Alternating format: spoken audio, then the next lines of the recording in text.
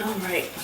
Happy Truthful Tuesday. Happy Truthful Tuesday, guys. Welcome back. We hope you had an amazing Thanksgiving week. We're continuing our topic of fear. Yes. We want to apologize ahead of time for part one of fear because we're very candid and our camera stopped rolling. It cut off. It cut off and it missed a lot of very important stuff. Yeah, it's very good content. Which hopefully we can bring back.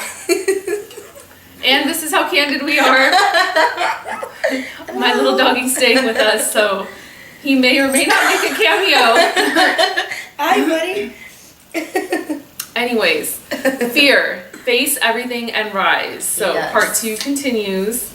And I hope we can remember the content we thought we were recording. Or maybe even have better content. Exactly. Maybe it was meant to be. Yeah, maybe it was missed for a reason. Exactly. So we were talking about how fear kind of paralyzes you. Yeah. And keeps you from doing things that would really, add and benefit to your life. And how it's not worth allowing it to... So you... Now you give me kisses. But it's not worth allowing fear to keep you from doing the things that you love. We did talk about how if you're doing something that you're not passionate about because of fear, that you won't be successful doing what you love, then you should stop and actually put time into what you love. And we were giving Dad so cute. Oh my god, you're adorable. You see, he asked animals can sense fear, by the way. Yes. Oh, he's loving on you now. So cute. I almost want to stop the video just so that I can cuddle him. So we touched upon the fact that fear can come in many forms. It can come from family members. It's basically outside perceptions being forced upon you, and because you feel like you have to fulfill those things, it's never your true self. It's never something you do fearlessly, because say your passion is the arts and you have this drive to want to create something, but in the back of your head you have your parents or family members saying you're not going to make money doing that, how are you going to pay your bills, etc., etc. Mm-hmm. And so you live in this fear of, how am I going to do those things unless I have a Monday 9 to 5. Get down. He's so cute right now. Come here. Come here. Come here. Come on. Sit. He's so cute. Sorry. That's how real we are. This is in real life. That was Maverick, by the way. So many interruptions. But it's true. I feel like we live in a society where they tell you, pick a major, right? Pick what it is that you love, that one thing that you can do and make money for doing. And you look at your list of majors and you feel like you need to select one. And that's great. If you can select one because you find the one that you enjoy and are going to be passionate about, then select it and commit to it. But what if you don't see what it is that you want to do, right? What if you look at that list and you're like, I don't know what it is, right? You owe it to yourself to figure it out and to discover yourself and take time out of your daily life to hang out with yourself and realize what it is that you love. What your passion is. What sets your soul on fire. Exactly. And understanding that idea of it not being able to make you successful is false. That's fear talking. Yeah. And when you're aware of that fear and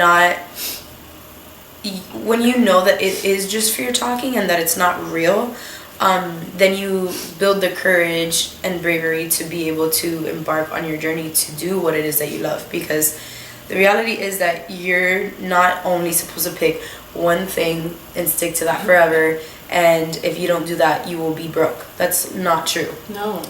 We were even talking about how some of the most successful people are entrepreneurs because they do what they love and they do it every day, all the time. And because they give so much and put so much into what they love, they're incredibly successful. You're going to be incredibly successful doing whatever it is that you do the most of, and give the most to. And understanding that those negative thoughts are just fear. It's what is instilled in you so that you can believe that you should only do one thing and pick out of those majors and stick to something that you have to do instead of sticking to something that you love. Yeah.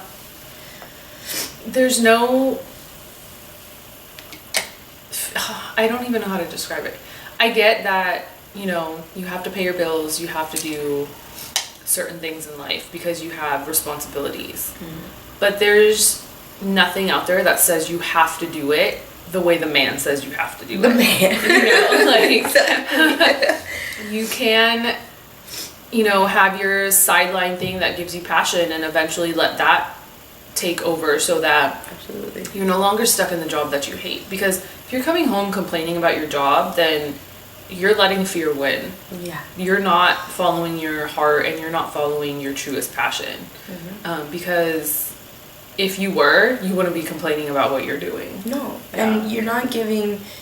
Complaining about it doesn't change it. It never will. And I think that a lot of us search for that. I mean, I've been in the position where I'm like, God, I hate these classes that I'm taking. I hate my job. I hate the environment.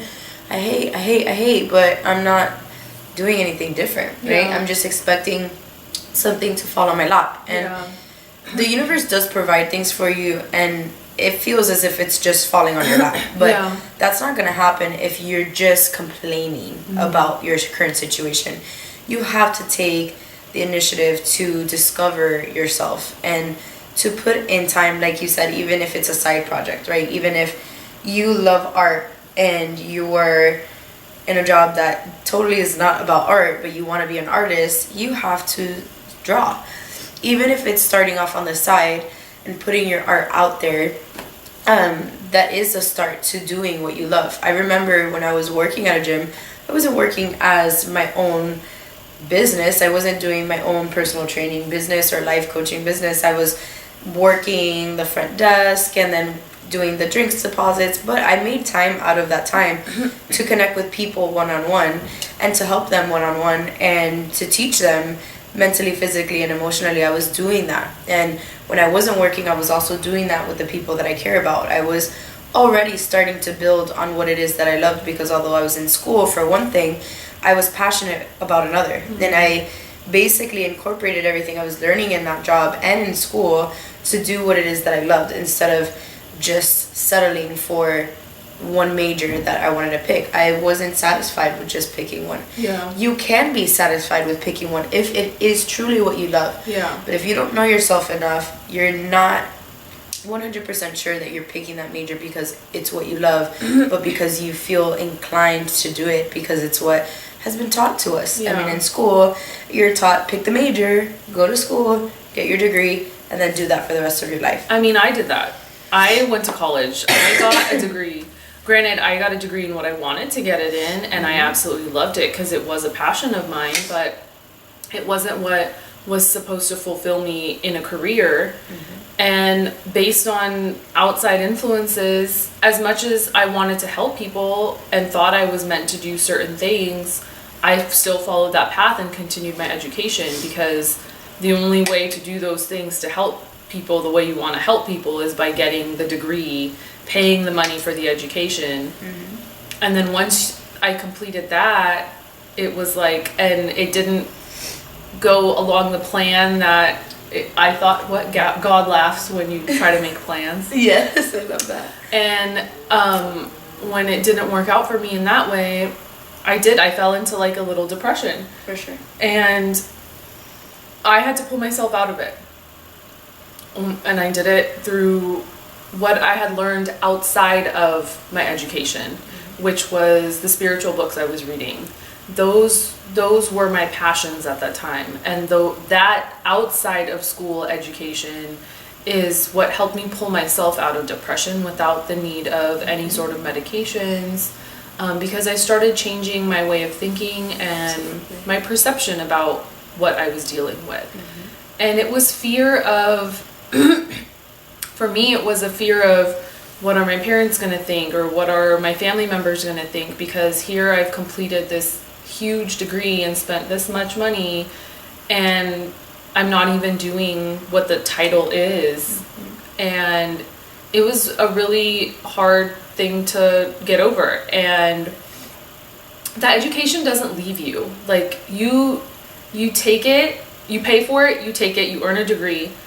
It doesn't go anywhere. It's still in your mind. So even once you do find your passion, you have this bank of knowledge to still continue to help people. So it doesn't matter the title, because at the end of the day, you're still making an impact on people on a day-to-day basis. Yeah. So, and you use it. And exactly. So when I let go of the fear of what people think, I couldn't be happier. No, you flourish. I mean, fear is there to derail you and to throw you off balance, and that's what you perceive it as at first, and then you realize that fear is there to let you know that's exactly what you should be doing if you're fearing it, right? If you're hearing all those negative thoughts, it's probably because you should take the leap and do it anyway. Yeah. You understand that fear is there, and you embrace it. You're aware of it. You embrace it in that moment, and you do it anyway. Like the quote that says, "Feel the fear, but do it anyway." Yeah. Sorry, I need to make a side note. Yeah. Regarding the depression, just because I did it without medication, I'm not knocking the fact that if there are people that need that as a tool to help recover, that's okay. Yeah. There is nothing wrong with that. So just know that I'm not saying, of course, like, you can do it without it. Yes, you can. But if you need that as an aid, that's okay. Mm-hmm. Absolutely. Yeah. It all depends on our own personal journey, right? And what we go through. And I believe that a lot of those things are like a side effect almost of the fear, because the fear is so powerful that it consumes your thoughts to where all there is in your mind are the negative thoughts. Like, it literally just consumes you. Yeah. Because all day, every day, you're in such a deep depression because that's all you think about. You don't have an escape out of those thoughts. You don't. Yeah. And a lot of times our escape becomes other negative things, right? Mm-hmm. Like drinking or addictions, right? In anything. Addictions. To anything. To anything. Food. Absolutely. Drugs, alcohol. They're all negative. Yeah. And they're all powerful and they all consume you. The base of that is fear. It's not necessarily because you're not strong enough or because you have a psychological issue. It's because the psychological issues arise because of what's happening with your thoughts, right? Yeah. That fear just grows. It's like a virus. And it's hard for you to stop those thoughts for a moment and say, like, no, this isn't the reality, when it feels so real, right? The truth feels as if you're not going to get out of that feeling, that emotional state, right? You feel like you're stuck. You feel like you don't know where to go, and you don't know if you're even going to go anywhere, right? Or like everything you've done is a waste. Those thoughts replay and they grow and they become more thoughts, and then you try to escape them, but then when that high goes away, then the thoughts are there and they're even greater than they were before. Yeah. And it is rooted from fear itself. Yeah. And unfortunately, fear is taught, and it's very much like, but you have to pay bills. And I was even scared when I was coming over here, because instead of me going to school for nursing, right, I was like, no, I think I'm going to try helping people just because I want to help people. And I didn't even know that what it was good. I didn't know it was going to be a personal trainer. I didn't know at all where I was going. I just needed to start. I needed to start making an impact. Yeah. And the more and more I did that, the more and more that I just simply made an impact without the need for a title or description or, career. I was just genuinely trying to impact people throughout my own journey as well. Like just telling people about the things that I was doing. it was inspiring people. And we have, even though we're following our passion now, we still have doubts arise because always.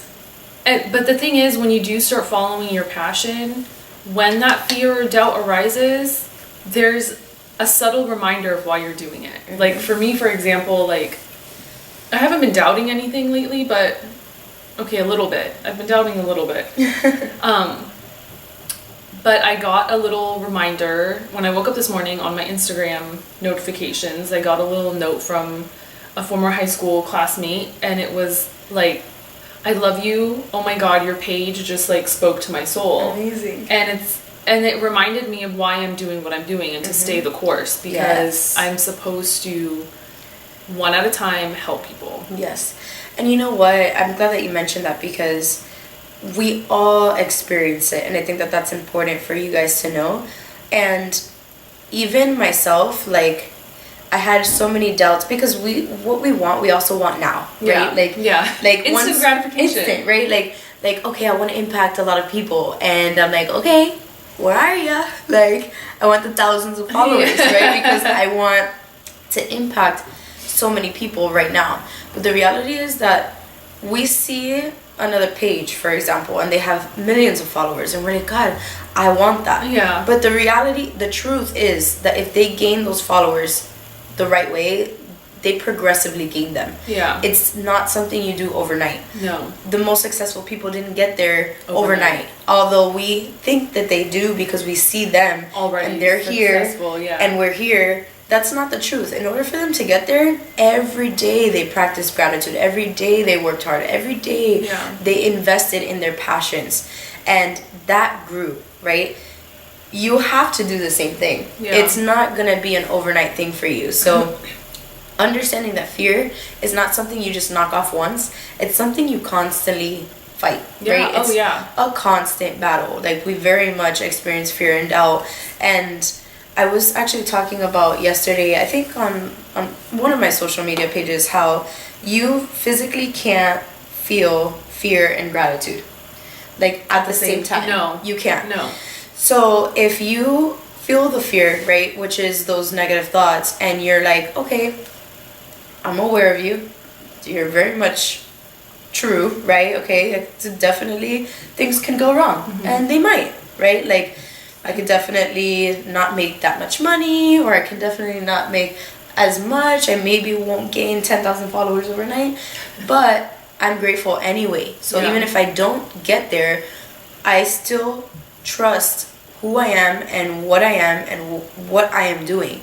And if what you're doing is what you're passionate about, and you trust in it and you're grateful for it, you can't have fear and gratitude. No. So being grateful for where you're at right now knocks off fear immediately, because it's not allowed inside when you're like, I'm grateful. And then fear's like, you're grateful, but like, you're not even there yet, right? And then all of a sudden it dims. You don't hear it as loud.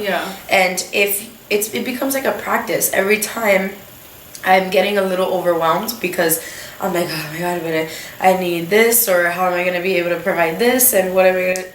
I'm like, no, I'm exactly where I need to be right now. Like, I'm grateful for where I'm at, because I will be fine. I will be taken care of, as I always have. That type of conversation that you're having with yourself is allowing you to remove fear from the equation.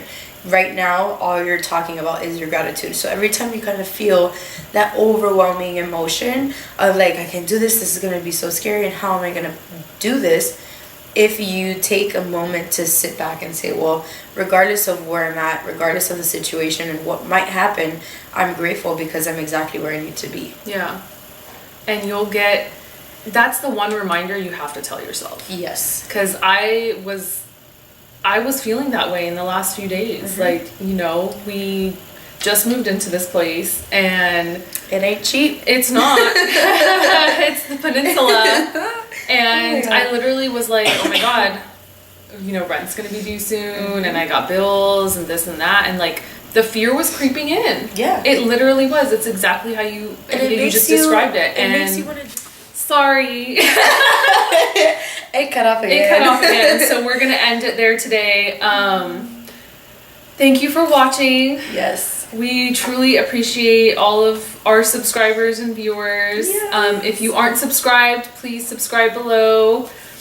Hit that little button and click like, share. Yes, click like, share. Comment. Let us know what you like, don't like, what you want. Topics, yes. Yes, definitely. Follow us on social media at Pena_Pequeña, Yes. at love.soul.fit. And thank you for watching. We love you. Bye.